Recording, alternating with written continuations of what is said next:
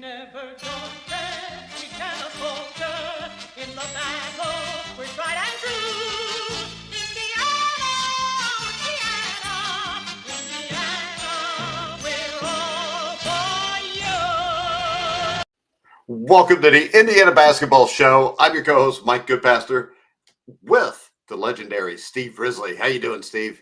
I'm doing all right today. A little punchy from the game Wednesday, but other than that, got a big football game coming up, so it's a good day to be a Hoosier. Yeah, it's hard to believe we're talking about football and it's December in Indiana. Well, take a look. We both have football gear on. Well, I mean, every shirt I own since the last 2 or 3 years that it's been bought has Indiana football on it. Hopefully that'll change. Now, Indiana didn't look like they're changing it and a loss to Minnesota. But I will say this: last year, Dusty Maney's first year went 27-10, got to the Sweet 16 with Michigan, and they lost at Minnesota. And every Michigan fan freaked out to start the Big Ten season last year. So I think that just like we probably read too much into the first 7 or 8 wins, we probably also read too much into this first loss. What do you think? I'm not reading anything into the loss. I mean, what I'm reading into is preparation. Everybody has the will to win. Very few people have the will to prepare to win. We've all heard that for a million times. And, this just bodes, and I've harped on this all preseason, all games, is that you have got to take your team to a hostile environment on the road, to a gym where the background shooting is completely different. The atmosphere in the building is completely different. The floor is completely different. If you don't do that, then you get this. You get good, solid playing as long as you're at home, because you know how the background works on your jump shots. You know where the bounces are on the court. You're in your own locker room. You're sleeping in your own bed. So I will defend Coach DeVries in this and that. Schedules aren't made up year by year. This schedule that we're dealing with right now was made by Mike Woodson a couple of years ago. And it was probably the way the schedule was set up is scrambling to put a 20-win season together. That's my opinion. And I think that Coach DeVries seems to be of the mindset that he wants to go out and play a North Carolina, a Kentucky, a Louisville. They've got those games scheduled, but they're late enough in the schedule, and we don't get any benefit of those games when we open up the Big Ten. Now we're 0-1 in the Big Ten, and it's not a big deal. I'm telling you, I played 4 years in that gym, Williams Arena, Williams Barn. It's a barn. It is the locker rooms. If you ever saw the movie Hoosiers, Yeah, the locker rooms are about like that. You have to go down through all these pipes and everything. There's a hockey rink underneath the place, so it's always moist, damp, and cold. The shooting, it's a whole different background. It's dark as opposed to Assembly Hall being lit up. They only light up the court there. And it reflected on our shooting. And as we go through this, there's some things that we'll point out that I think that because we got into a tough situation, Indiana wasn't drilled well enough yet to just fall back to what they've been doing good in the first 7 games. Yeah, and I think what we saw in those first 7 games was a team that made runs, though. And the problem was there weren't enough runs, and there was too much stagnicity, a word. But if you look at it, only 14 assists this game. And the big things to me are points in the paint. We got outscored, but not by a lot. 30-26. That's not that big a deal. Total turnovers, though. We only had 7. They had 16. Yeah. I mean, if I looked at that, because that would be the first stat I always look at to see if a team won or lost. And we didn't capitalize off that. That's the disappointing part. They made 9 more turnovers than we did. Well, actually, though, Steve, the points off turnovers were 22. Well, we did capitalize. We outscored them 22-5 there. The problem was if we didn't cause it. Put it like this: we're like a defense that if they don't cause a turnover, is terrible. Right. It basically came down to looking at the stat sheet shooting. Team just did not shoot well. And I thought that when they got into kind of a mode where they realized they were being challenged and had a chance to win this game, I thought I started seeing a little bit more one-on-one going on as opposed to the crisp, sharp passing that they did. That's highlighted by the fact that I think we only put 3 players in double figures. Yeah, and Alexis had 10. Connerway had 16, and Wilkerson had 15. So we don't get we weren't as balanced as we were, but this shooting, I think it's a product of the gym. I that place is a bitch to shoot in. I mean, it's hard. It's really difficult, and I would have hoped that we would have gone somewhere and played a game in a really hostile gym, one that the gym that turns the lights. even if it's Alabama A&M, it doesn't matter. You just have to play where you're uncomfortable. Alabama A&M at home. Yeah, play Alabama A&M and Alabama A&M. Right. No, yeah, a right. raucous crowd. Yeah. But I think that unfortunately we learned a lesson here. We got challenged on the road, and we weren't prepared for being challenged on the road. That's it. I'm not taking anything negative away from this. I still think it's a better than average basketball team. Although in the Big Ten, they're going to have to push to get on the upper half of the Big Ten. I think they're just weak inside. They don't have the inside play. I think DeVries as a coach can match up well with any of the coaches in the Big Ten. I mean, of course, you got who's at Michigan State? Well, you got Izzo, and you got May, you got Dusty May. The Wisconsin guy's been there forever. Yeah, but I don't know that he's a real good coach. So, but I would say this, Steve. It was a timing. It was a timing issue playing that game as the first road test we had.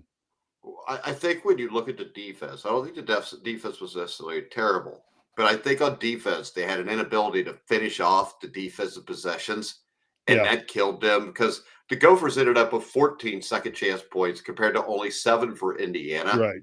And the thing is, as the competition level picks up, it's Louisville, Kentucky, Penn State, who's only lost one game. Guys are athletes, buddy. Indiana's got to do a better job. And I think the other thing, though, is what we see is you always hear people say, Indiana plays fast.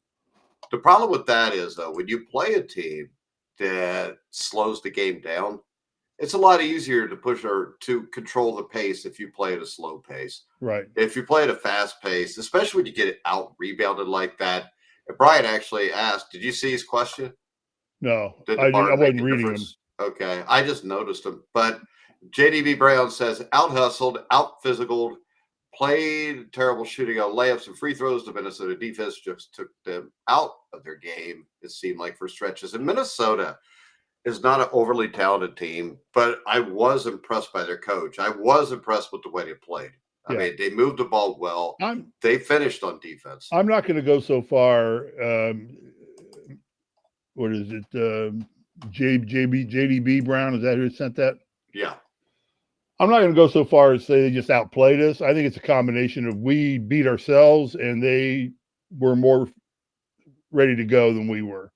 The biggest factor to me is we only had 5 offensive rebounds. They had 10. Well, and the thing here is 40 to 25 on the boards. I mean, you can't do that. You're not going to win in the Big Ten with only getting out rebounded by 15 rebounds in a game. My concern is this. Reed Bailey sometimes is great. Scored, 20, 21 points against Kansas State. He struggled against the Minnesota front court, though. That is one of the worst. The thing that worries me, though, he struggled against is an inconsistency or is a lack of physicality, because now you're getting into Big Ten play. And Minnesota did have some horses down there, but not a lot of them. But I mean, it's that physicality which caused him to be inconsistent in this it's game. a concern. I think it's a major concern for this basketball team is physicality. Can they play physical? I might be working with Sisley a lot right now and just getting him pissed off and playing mean, a little bit meaner than he's playing. I like Sisley a lot. I think he's got the body to be physical. He's a freshman, so he's too stupid to realize he should be scared. I like that. So I don't know. Reed is just, I'd same thing. I'd be working a lot of 2-on-2 post play with those guys and say no fouls. There's a lot of drills you can do that toughen kids up that we would do. That you stay on the court until you stop a shot or score, and Man, I've seen Landon Turner and out there for 1 hour and 15 minutes. He couldn't get off the court because everybody was scoring. You get so tired. But Well, it nothing major. And they can recover from this big time. It just I hate the fact that we didn't get on the road and play a tough team in a crappy gym.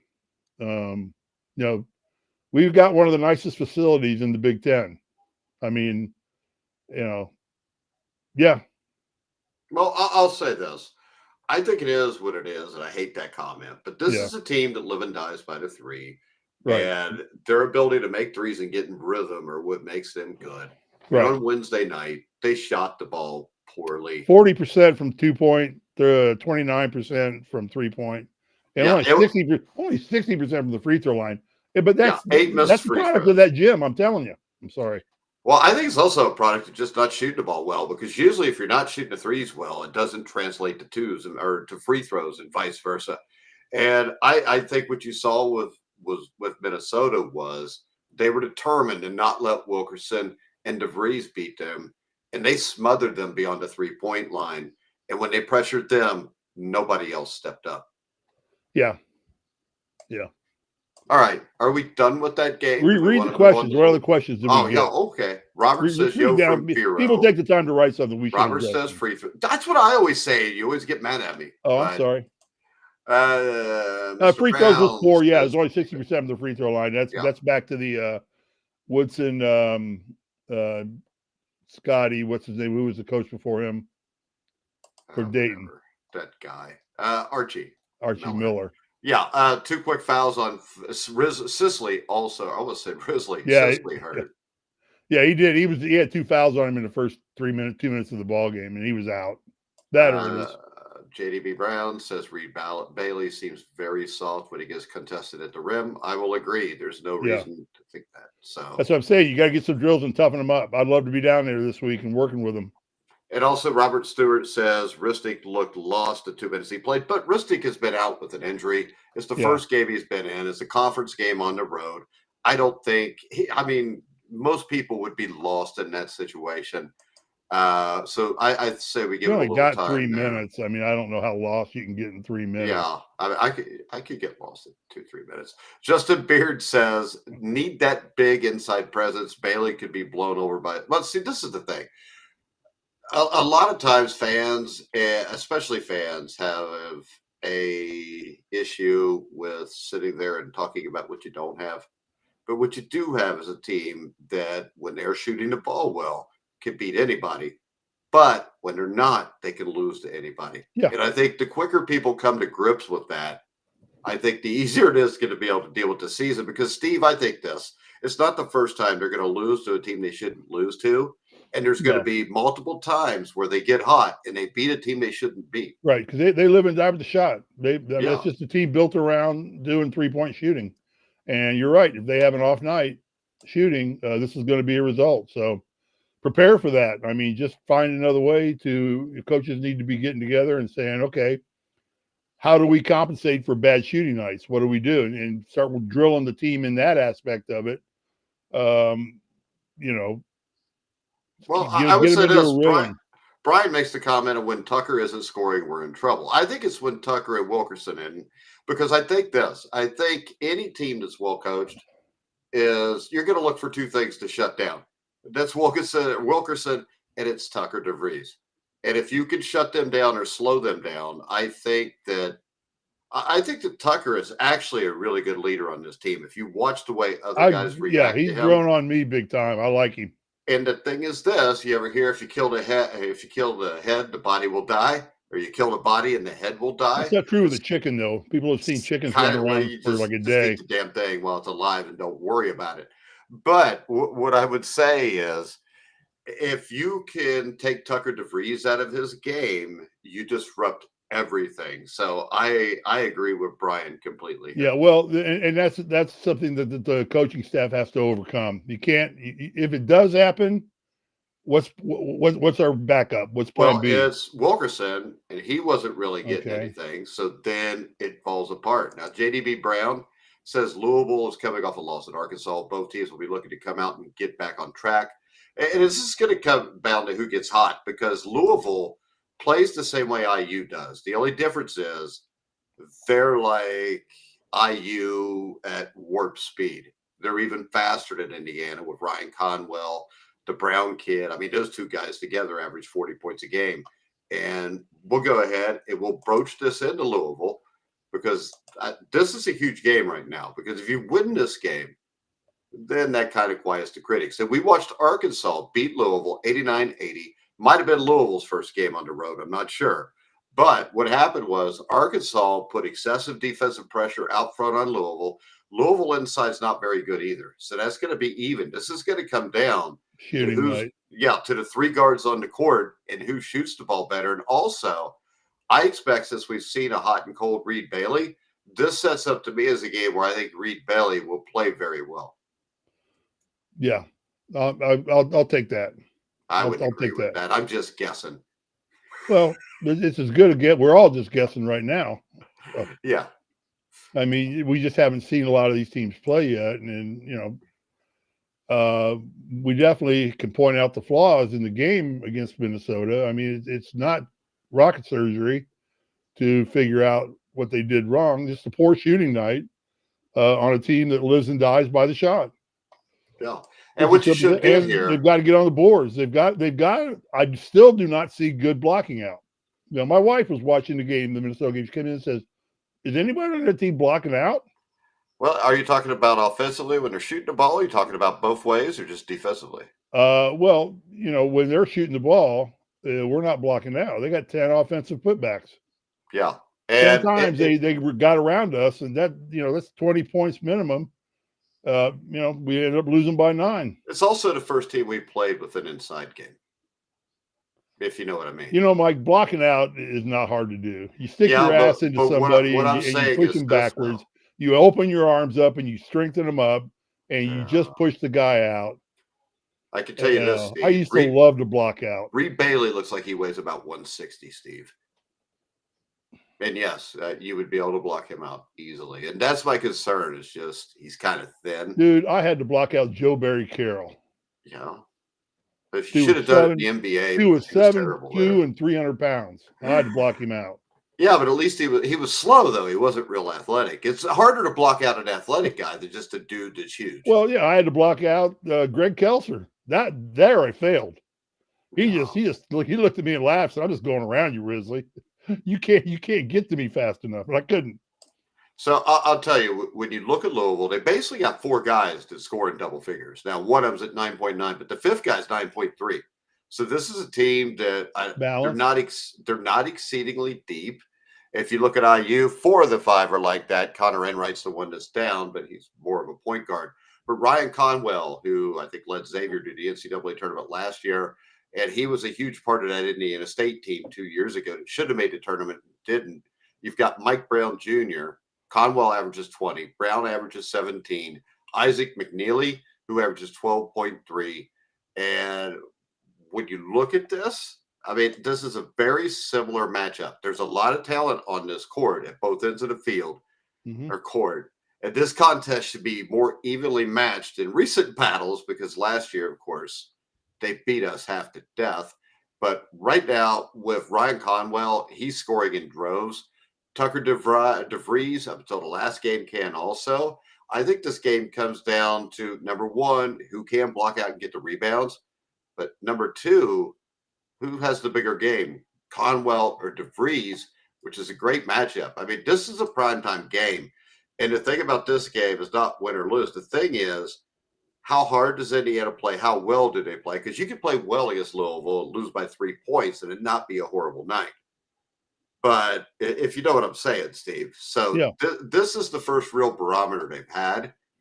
And like I said, in the Big Ten, they're going to lose some games here or there. I mean, it's conference play. I mean, I remember Purdue losing to Rutgers a few years ago. They still played the national championship game. Yeah. The thing that stings a little bit is this is a game we should have won. By all accounts. But your assessment is exactly right. We have got to step up and play good perimeter defense. We got to get back into help side and helping defensively because they're going to try and penetrate. If we take away the arc for them, from them. This is an athletic team. They'll compensate, and we got to be ready. Total defensive effort to slow them down. We need to control tempo. We need to make sure, if at all possible, Wilkerson has got to fight the urge to just run and gun, because that's what Louisville wants to do. Yes. And he's got to walk it up the court, take their time, slow them down. Generally, that pisses off a team that wants to run. So this game is, it's about an even matchup as you can get. It's just who's going to step up and play good on Saturday afternoon at what is it called now? Gamebridge. Yeah. All right. Robert Stewart says Enright needs to look for a shot more. Brian Wetters is lying and says Tucker reminds me of Steve Risley. Steve Risley is much more handsome, by the way. Tucker DeVries? Yeah. Oh, no, I'm not nearly as good as that kid. I think he was trying to compliment you. But okay, that's very nice. But that kid's, by halfway through the Big Ten, he'll have scored more points than I scored in my entire career. So, no.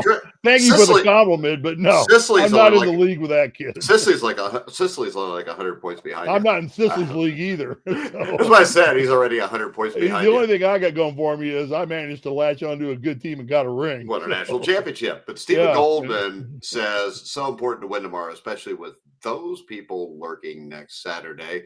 I would say this. I think it's important to win because Penn State lurks on, I think, Wednesday night, which is your second Big Ten game. Is that away or home? I think it's at home. Now, JDB Brown said, here you go. He's greasing Steve. Watched the 81 championship game last night on YouTube. Saw Steve get in and play physical and get to the free throw line. Solid minutes off the bench, but he did miss some of those free throws. I did what? You did miss one of those free throws. I was told to miss it to get the ball rolling. I know. It was 63-50 with a second right left.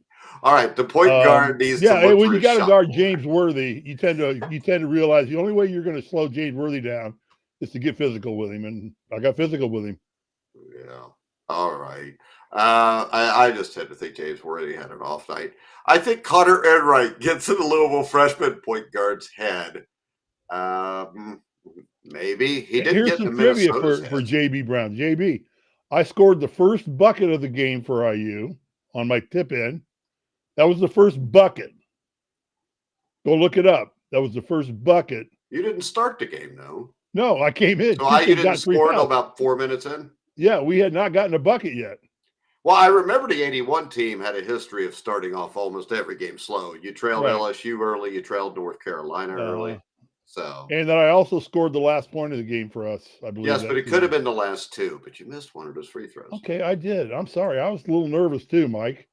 Why were you nervous? It was 63-50. Oh, because you were trying to figure out where you were going to go. No, I was looking at Janet Campbell, one of the cheerleaders that's kind of what I wanted to help celebrate after we got done. Did she help? Don't say that here. Don't say that here. That would be very. Never found her. So. That would be very crass. I think Connor Janet Campbell was a sweetheart. Huh? Janet Campbell was a very nice person. That's what I heard. Indiana Sports Connection says IU is going to take Louisville. Let's go. Sicily had a rough game at Minnesota. Hell, Indiana Sports Connection. Everybody had a rough game. Well, you get into foul trouble. You get 2 fouls in the first 3 minutes of the game. I mean, he came in and had 2 fouls within a minute. I didn't pay much attention whether they were ticky-tack calls or not. But yeah, then you got to sit back down. Then you're never getting into the rhythm of the game. You're just not. See, JDB Brown. JDB, I'm just messing with Steve. I know. Yes, immediately after coming off the bench, the tip in. We know it wasn't a shot, so. No, it was a tip in. I know. Your range was like 1.5 feet. So. Wow. I'm kidding. Hey, I watched Steve. Mike, I hate it when you're right. I hate it when you're right.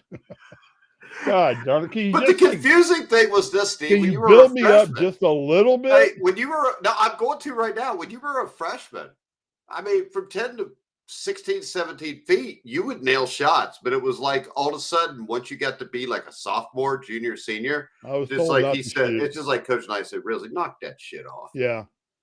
You know what I'm most glad of my time at Indiana? They did not have a 3-point line. I would have played less because I would have fired from back there at one time. Indiana Sports Connection is asking you a question, Steve. Do you think Reed Bailey has the hands of Todd Lindemann? No, nobody's hands are that bad. Stone hands. That is mean. Actually, I think Reed Bailey is a really good player. I just wish he could gain 30 pounds. Three guard or three forward. He's not a power forward. He's a three forward. That's all. He goes to the hole well. He gets airborne. He gets up and he dunks. I haven't seen too many jump shots out of him. Sisley, I think can be physical. I would be working on that right now. You're going to have that kid hopefully 4 years. Beef him up a little bit and get him physical. And he's got a good jumper. He drilled three on you. Sisley will. So I just think you're getting about what you're going to get out of Reed and Sisley in the sense that neither one of them are a physical ball player. They're more a finesse. They're more finesse players. Indiana needs to be looking in the porthole right now for just a 6'9", 6'10", 250-pound beast. All right. Steve Goodman says, I've despised the barn since 1994, and those who remember know why. I remember, Steve. Do you remember 1994 at Minnesota? That wasn't the stomping and when Thompson, was it? No. In Indiana Sports Connection, we know you were joking, but would you say how? What? No, that was the game where Minnesota beat us I think it was 105 to 54, 104 to 54 when Knight was there. That was my period of time when I wasn't watching IU basketball. Right. It's just a good thing there was no social media back then, the way IU fans had a tendency to overreact to losses. Yeah. All right, Steve. So what do you think happens in Indiana Louisville? You think the Hoosiers could get the win? Do you think they come up short? Right now, if you want to bet this game, Louisville is favored by 5.5 points. I think I'd take the 5.5 points in Indiana. Okay. I think Indiana wins it outright. It boils down to shooting. It just boils down to shooting. It's just who's going to shoot the ball better with these two teams. They're evenly matched, and whoever's coming out at Gamebridge and can adapt to the court and adapt to the backboards and things, and the atmosphere, and that team's gonna win. Well, I think the scary thing here is both teams came off of embarrassing efforts, so both teams should be fired up, ready to go. Yeah, I mean, I'm kind of like with Brian Wetters. I don't think Indiana wins the game. I don't know if they cover the game, but I think Tucker DeVries will play very well. I think Wilkerson will play well. I think this is going to be a great game. So, I think if those two play well, we win the game. I think not necessarily, because I also believe that Brian Conwell might be the best player on the court. My attitude on that, Mike, is a rising tide raises all buoys. If Wilkerson and DeVries get going and get hot, you'll see Sisley pumping threes. You'll see Conaway drilling it, getting penetrating and drill off. You'll see, as go those two right now, goes Indiana basketball right now. Yeah. We said all along this is not an inside team. I think this is a game that is played in the 80s, maybe even the 90s. And I agree with JDB Brown. I think Wilkerson will have a great shooting game. I think DeVries will. I think Conwell and Brown will on the other side. So really, I think this game, I hope it's a toss-up, because if it's a toss-up, Indiana's going to have a very good season, because I think Louisville's very good. If Indiana comes out, plays kind of half-hearted like they did last game, lose by 20, we've got an issue. But I would also take Indiana into 5.5 points. And yeah, that's like Steve says. As always, whistles always scare you more than anything during a game, because you never know what kind of officials you get. It's part of the game. But the good thing is those officials could be scary in the opposite way with a team like Louisville that's not very deep. Robert says, I use women play at noon on Saturday, also on Big Ten Network. Well, that'll be great. I'll tell you what, Robert, Indiana's playing Louisville in college basketball, and Indiana tomorrow night plays for the number 1 seed in the college football playoffs. I'll probably just take a nap until 2, just so I can stay awake all the way through the football game, Steve. Because, I start to struggle at 10 o'clock at night anymore. So I used to stay up till 2 or 3 in the morning all the time. You could ask Steve, because 2 o'clock my time was 11 o'clock Steve's time. So I hell, was we'd up be till on 2 o'clock last night. we'd, 2:30 we'd be on the field. We'd be watching. on the we'd be on the phone till 2 or 3 o'clock in the I had morning. to get Real Housewives of Beverly Hills. They opened the season last night. Salt Lake City, Real Housewives of Salt Lake City, and then I had Orange County, the last of the reunions on too. So I had 3 hours of Housewives. No, I'm just waiting for the next Those Landman girls are to come funny out. as hell. I'm waiting for You the can't next. make that shit up. I'm waiting for the next Landman to come out. See, I screwed up Sunday. I watched it early Sunday. Yeah.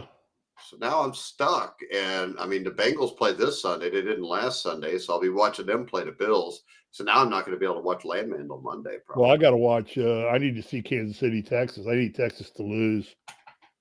And then the Colts go down to Jacksonville, which they haven't won. And that's for the division lead. They haven't won in 10 years, 10 games. Yeah, it's probably going to be 11. That's Steve. probably going to be, The Shane Steichen thing, I'm not a Colts fan, but I don't think he's a very good coach. No. You got Jonathan Taylor. You give him the ball at least 20 times a game. Yeah, I think that's why they you don't lost treat Kansas him City. as run as an afterthought. You build your offense around Jonathan Taylor. Yeah, that's kind of like if Bob Knight had Steve Alford. He said, hey, let's not run off so many screens and take like 7 or 8 less shots. Yeah. We should be good. Yeah, no.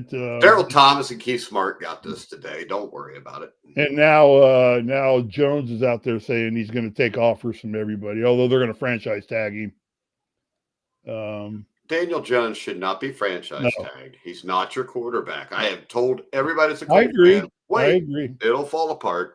Problem is we don't have a draft pick now until you don't have a couple of them, do you? First round picks. So maybe you can get Joe Flacco back. He played pretty well this year. It'd probably be a better shot. All right. Anything else? It's a basketball show. I got absolutely. So you're the one that started talking about it. You're right. I did. I don't even know who did, actually, to tell you the truth, but I think it was you, but I'm not sure. Blame it on me. Well, I just figured that most Indiana Hoosier fans are probably in. Mike. You're the star of this show. You're the star. Whatever. So I'm not a star of anything. I'm just a color man who's not very colorful. I think you look very colorful today. What else we got? I got a bowl of oatmeal waiting. I got absolutely nothing. All right, guys, we're going to wrap it up. The next game is on Saturday. When do you want to do the show after? Hey, let's do a show at 7:30 Saturday night. I don't think so, Steve. Dude, I'm coaching an All-American high school football game in Tennessee and like next weekend. And they wanted to schedule a call for all the coaches at like 7 o'clock. Saturday night? Yeah, I'm like, dude, you better have this done in a half an hour or less.